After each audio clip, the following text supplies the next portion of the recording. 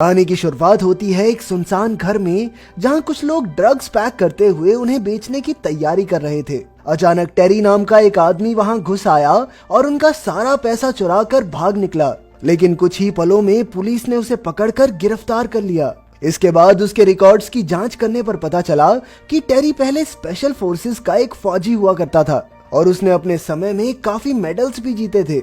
उसने अफगानिस्तान, नाइजीरिया और इराक जैसे देशों में यूएस की तरफ से लड़ाई भी लड़ी थी।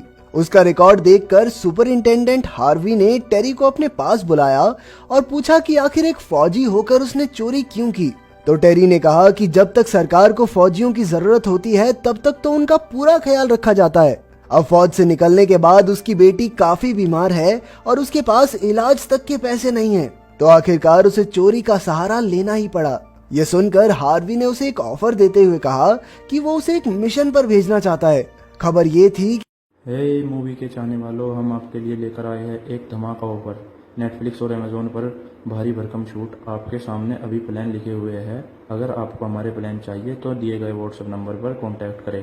नेटफ्लिक्स और अमेजोन जैसे किसी भी प्लेटफॉर्म के लिए संपर्क करें। कि जेल का वार्डन लूकस जेल में गैर कानूनी लड़ाइयां करवाकर पैसे कमा रहा था और साथ ही उसकी जेल में ड्रग्स का काला धंधा भी चल रहा है।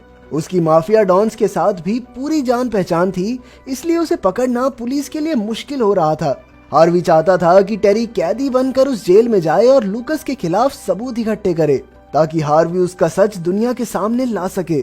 उसने कहा कि अगर टेरी इस मिशन में कामयाब रहा तो वो उस पर लगे सभी इल्जाम रद्द कर देगा और सरकार उसकी बेटी के इलाज का पूरा खर्चा उठाएगी।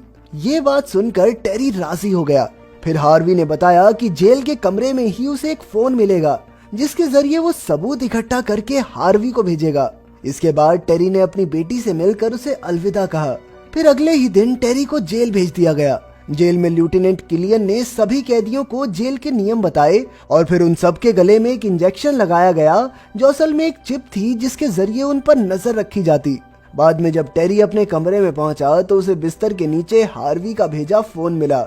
अगले दिन टेरी खाना खाने गया तो अचानक जेम्स नाम के कैदी ने उसका खाना गिरा दिया और उससे जबरदस्ती लड़ाई करने लगा, पर टेरी ने कहा कि वो यहाँ किसी से लड़ने नहीं आया। इसके बाद जब वो बाहर गया तो फ्रू नाम का एक कैदी उसके पास आया और उसे अपनी गैंग में शामिल होने का ऑफर दिया, लेकिन टेरी उसका ऑफर ठुकरा कर लौट आया। इसके बाद जेम्स और उसकी गैंग के गुंडे टेरी पर हमला करने पहुंचे। टेरी ने बड़ी बहादुरी से उनका सामना किया, पर वो लोग टेरी पर भारी पड़ रहे थे। तभी अचानक बोन्स नाम के कैदी ने वहां आकर टेरी की मदद की। कुछ ही पलों में गार्ड्स भी वहां आ गए और उन्होंने सबको पकड़कर अलग अलग कमरों में बंद कर दिया। इसके बाद वार्डन लूकस ने लड़ाई करने के लिए जेम्स की जमकर क्लास लगाई। फिर उसने टेरी को अपने ऑफिस में बुलाया और जेल में होने वाले फाइटिंग टूर्नामेंट्स के बारे में बताया। असल में लूकस पहले से ही जानता था कि टेरी फौज से है और जाहिर सी बात है कि वो एक अच्छा फाइटर होगा, इसलिए वो चाहता था कि टेरी भी इन मुकाबलों में हिस्सा ले।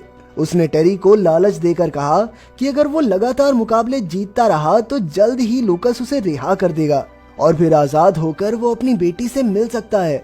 इसके बाद उसने टेरी को फाइटिंग सूट भी दिया और ऑफिसर जीना को उसे एक नए कमरे में छोड़कर आने को कहा। उस कमरे में बोन्स भी था और जल्द ही उन दोनों में गहरी दोस्ती हो गई।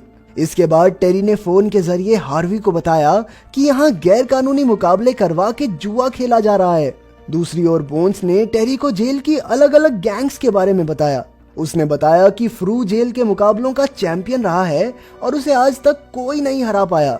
इसके बाद शाम को गार्ड्स टेरी को एक अंडरग्राउंड जगह पर लेकर गए जहां मुकाबला होने वाला था। इन फाइट्स के अंदर कोई नियम नहीं होते थे और इन्हें बाहर खड़े कैदी और देश भर के अमीर लोग देखकर सट्टे लगाते थे।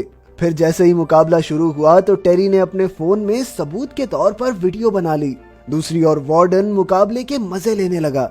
ये मुकाबला फ्रू और दो कैदियों के बीच था, लेकिन फ्रू ने बड़ी आसानी से बाकी दोनों को चित कर दिया। इसके बाद टेरी की बारी आई और उसे एल वेम्पीरियो नाम के कैदी से लड़ना था, जिसके दांत एकदम वेम्पायर जैसे थे। पर टेरी के दोस्त बोन्स ने उसे पहले ही वेम्पीरियो की कमजोरियों के बारे में बता दिया था, इसलिए टेरी ने एक ही मुक्के में उसका खेल खत्म कर दिया। मुकाबला खत्म होने के बाद फ्रू लूकस के पास पहुंचा और उससे अपनी रिहाई की मांग की, क्योंकि लूकस ने उससे वादा किया था कि चैंपियन बनने के बाद वो उसे रिहा कर देगा। लेकिन इस पर लूकस ने कहा कि उसे अभी एक और मुकाबला जीतना होगा, उसके बाद ही वो रिहा हो सकता है। अब फ्रू ने एक आखिरी चेतावनी देकर कहा कि अगर इस मुकाबले के बाद वो रिहा नहीं हुआ तो वो अपनी गैंग के साथ मिलकर पूरी जेल में हड़कंप मचा देगा।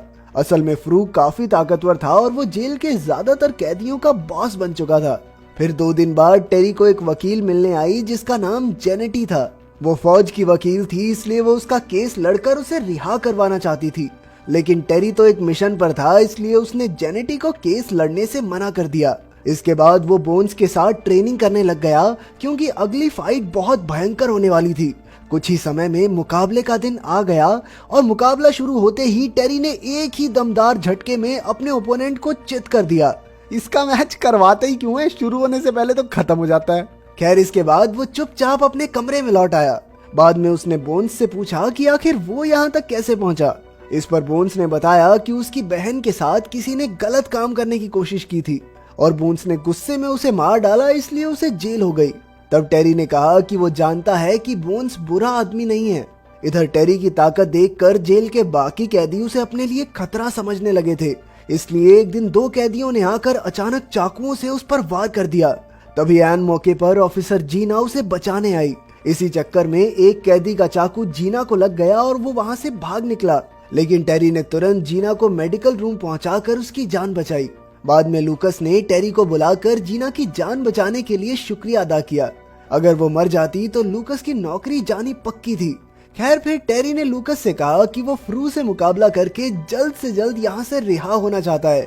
लूकस जानता था कि फ्रू के गुंडों ने ही टेरी पर हमला किया था, इसलिए उसने अपने गार्ड किलियन से कहकर उन्हें मरवा डाला क्योंकि उन्होंने जेल के नियमों को तोड़ा था।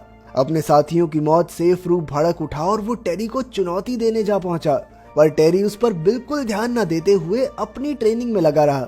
इसके बाद उसने हार्वी को मैसेज करके बताया कि जल्द ही उसका मुकाबला इस जेल के चैंपियन से होने वाला है। आखिरकार मुकाबले का दिन आ ही गया और लूकस ने जोरों शोरों से टेरी और फ्रू की फाइट का आगाज किया। जल्द ही मुकाबला शुरू हुआ और देश भर की जनता अपने पसंदीदा खिलाड़ी पर सट्टा लगाने लगी। कुछ ही पलों में दोनों खिलाड़ी एक दूसरे पर भारी पड़ने लगे। शुरुआत में तो मुकाबला टक्कर का चल रहा था, लेकिन जल्द ही टेरी ने अपने जबरदस्त हमलों से फ्रू को धूल चटा दी। इसके बाद उसने हार्वी को मुकाबले के सबूत भेजे, पर उसे कोई जवाब नहीं मिला।